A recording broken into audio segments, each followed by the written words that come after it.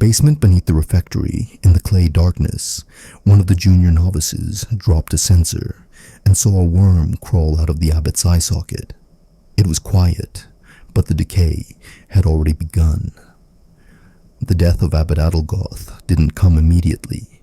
At first there was pain in his side, sharp shooting, as if someone had driven a rusty needle into his liver. He did not complain. He lay in a chair for days, wrapped in a black woolen robe, and did not answer questions. His face was covered with sores, reddened and cracked. 2 monks took turns at his bedside, rubbing his skin with a mixture of vinegar, arsenic powder, and honey, an ancient remedy which, according to the elder fulcrum, drives out impurities. But the skin came off in pieces. By the morning of the 5th day, the abbot's nostrils were filled with pus, and his breathing turned into a hoarse whistle. While Adelgoth was still speaking, he swore that he had seen a hooded figure standing outside the door of his cell during the night. He considered it a warning. The chronicle, found later in the monastery library, records, the abbot repeated, "The Lord will not forgive me for the salt on the lips of children and the ashes on widows," and beat his chest until he began to cough up blood. A week later, his tongue began to rot. It swelled, turned purple, and fell out of his mouth, emitting a foul odor that could not be masked by herbs, resin, or incense. The servants refused to enter the cell. One of the brothers described how the abbot's front teeth fell out, and black mold began to grow in his mouth. This was considered a sign, punishment for secret dealings with Bishop Guillaume, to whom Adalgot allegedly supplied lists of confessions of unreliable peasants and priests. Meanwhile, a schism was brewing within the monastery.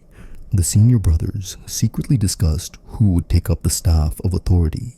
The monk Odo, elderly but influential in the province of Cluny, was ready to come to terms with the papal reformers.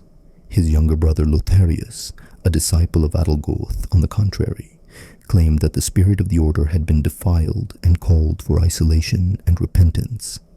At night, soot was left at the doors of the cells, a sign of silent judgment. One of the novices disappeared. When, 15 days after the first symptoms appeared, the abbot began to moan incessantly and lose consciousness. His cell was wrapped in woolen rags, the windows were plugged with rags, and incense was burned. The monastery carpenter cut boards for a coffin ahead of time. The body had already begun to ooze a sticky yellow fluid. In moments of lucidity, the abbot begged for his old silver mask, which he wore during sermons. He put it on his rotting face, leaving only a slit for the pus. His eyes were swollen. One of them fell out into the frontal sinus.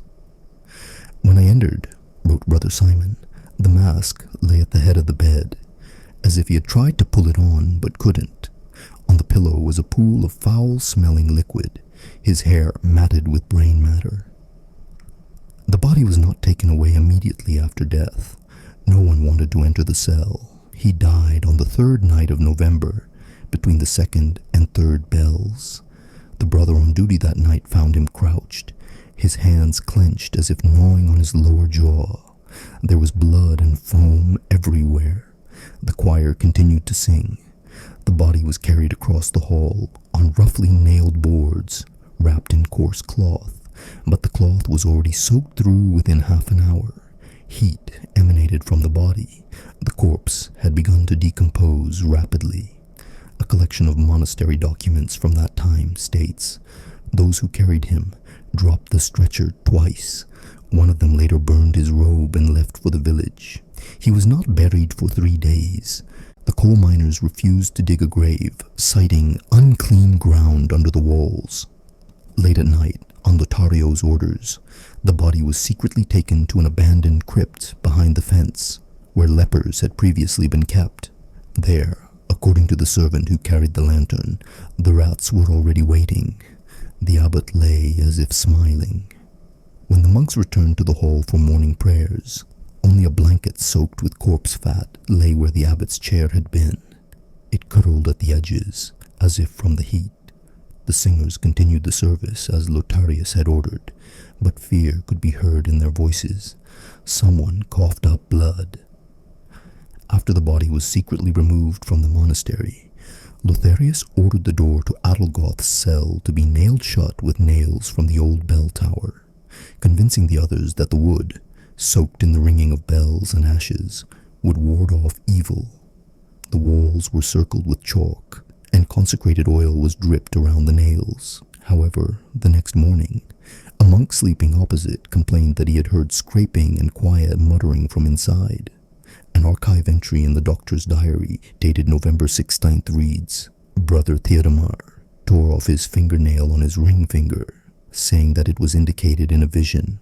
Upon opening the nail bed, blackening and pus were found.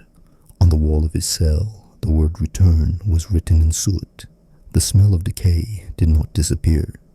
On the contrary, it seemed to intensify. Although Adelgoth's body had been removed, there was still a feeling of presence in the monastery.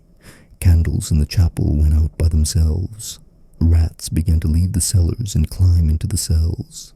The skin of 3 novices began to break out in a rash, and doctors diagnosed blood curse, a local name for inflammation of the lymph nodes caused by decomposition poison.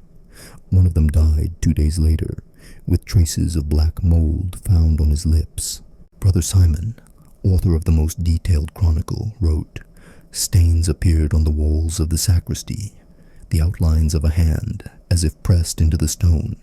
Lothair ordered the plaster to be scraped off, and the spot burned with a hot iron. The stone cracked." Meanwhile, a schism was brewing among the brothers. Those who were close to Adelgoth began to whisper that Lotarius had committed desecration by burying the body outside consecrated ground.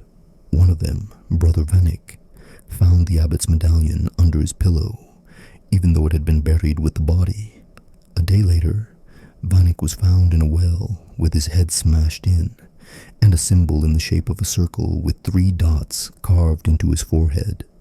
Services continued, but more and more often a false tone could be heard. Lothair began to hold night prayers, demanding repentance for the sins of the dead. He forbade the singing of hymns written by Adalgoth, and ordered all his letters to be burned. However, a copyist monk kept a notebook containing the abbot's last sermon in the library. It read, "If I rot without forgiveness, a curse will live in the mouth of everyone who approaches me." Lotarius' skin became covered with dark spots. He explained this as fatigue. His fingers swelled and his nails became brittle. A doctor who was allowed to visit him diagnosed lead poisoning, which could have been caused by the church chalices, which were covered with tin. However, another brother claimed that Lotarius was absorbing the anger of the dead. On the 24th day after the abbot's death, freshly dug earth was found outside the monastery walls. The grave had been opened. The body was gone. Servants sent there found only a mask half submerged in wet clay. The mask was broken, and pieces of baked skin were found on its inner surface. Lotarius ordered the monastery gates to be closed indefinitely. Hysteria broke out. One of the brothers went blind for no apparent reason. 2 monks committed suicide in the cellars. The walls of Adelgoth's cell were covered with mold that could not be removed even with lime and vinegar solutions. The smell was unbearable, and it seemed to come from everywhere. I heard someone walking barefoot in the gallery at midnight, the creaking of floorboards, breathing. But when I opened the door, there was only a shadow and the cold of death, Simon wrote in his last note. Father Lotario died alone in a musty sacristy, surrounded by books that he himself had ordered to be burned. His body was found only on the 3rd day after his death. His skull was crushed inward, as if broken from the inside. His eyes were missing. The servants who entered first described the floor as slippery with fluids oozing from the mutilated corpse. Small flies swirled around the body, despite the frost. Brother Clemens lost consciousness at the sight of the remains. The chronicles report that there were scratches on the abbot's body resembling claw marks.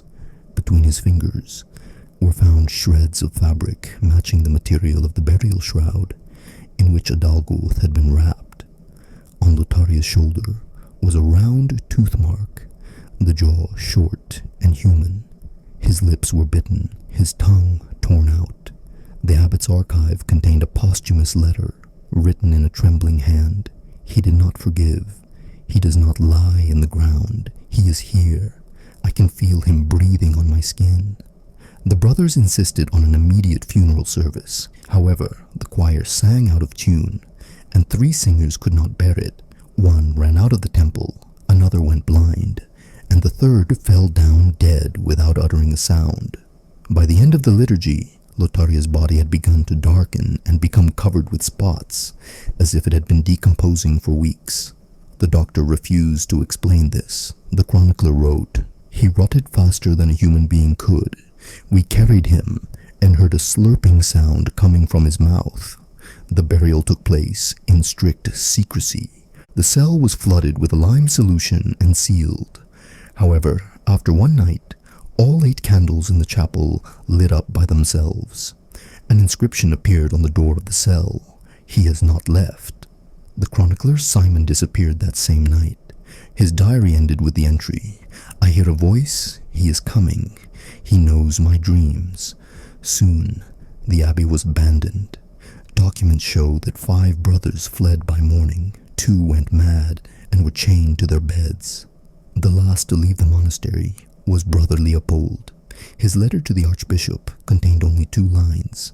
'The abbot is still among us. We prayed, but he heard our fears. There is no God here.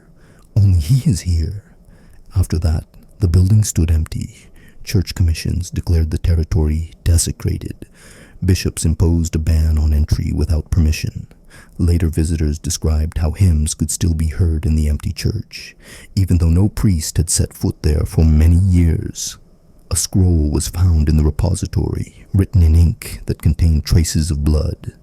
It was an excerpt from Adalgoth's sermon. 'They buried me alive. I rotted, and I heard them singing. No one asked for forgiveness, but I remember their names.'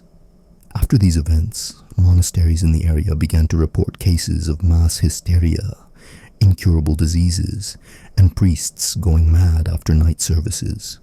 A rumor spread among the laity: 'If you sing near a dead person, they will hear you.' A year later, the monastery was burned down on the orders of the royal governor. However, even 3 days after the fire, the smell of decay remained inside.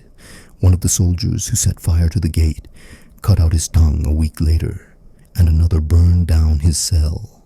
The fire did not spread to any of the neighboring houses. The trees around remained untouched, but from that time on, no bird ever landed on the walls of the ruins.